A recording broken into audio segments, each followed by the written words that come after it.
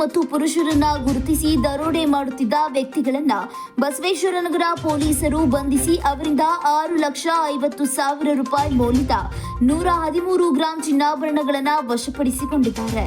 ಬೆಂಗಳೂರು ನಗರದ ಪಶ್ಚಿಮ ವಿಭಾಗ ಬಸವೇಶ್ವರನಗರ ಪೊಲೀಸ್ ಠಾಣಾ ವ್ಯಾಪ್ತಿಗೆ ಬರುವ ಮನೆಯೊಂದರಲ್ಲಿ ಮನೆಯ ಕೆಲಸದಾಕೆಯು ಮನೆಯ ಮುಂದೆ ನೀರನ್ನ ಹಾಕುವ ಸಮಯದಲ್ಲಿ ಅಪರಿಚಿತ ವ್ಯಕ್ತಿ ಕೈನಿಂದ ಹಲ್ಲೆಯನ್ನ ಮಾಡಿ ಮಾಂಗಲ್ಯ ಸರವನ್ನ ಕಿತ್ತುಕೊಂಡು ದ್ವಿಚಕ್ರ ವಾಹನದಲ್ಲಿ ಪರಾರಿಯಾಗಿರುತ್ತಾನೆ.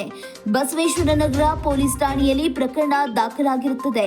ತನಿಖೆಯನ್ನ ಮುಂದುವರಿಸಿದ ಬಸವೇಶ್ವರನಗರ ಪೊಲೀಸರು 3 ವ್ಯಕ್ತಿಗಳನ್ನ ವಶಕ್ಕೆ ತೆಗೆದುಕೊಂಡು ವಿಚಾರಣೆ ನಡೆಸಿ ಮೂವರಿಂದ ಸುಮಾರು 113 ಗ್ರಾಂ ತೂಕದ ಚಿನ್ನದ ಸರವನ್ನ ವಶಪಡಿಸಿಕೊಂಡಿದ್ದಾರೆ.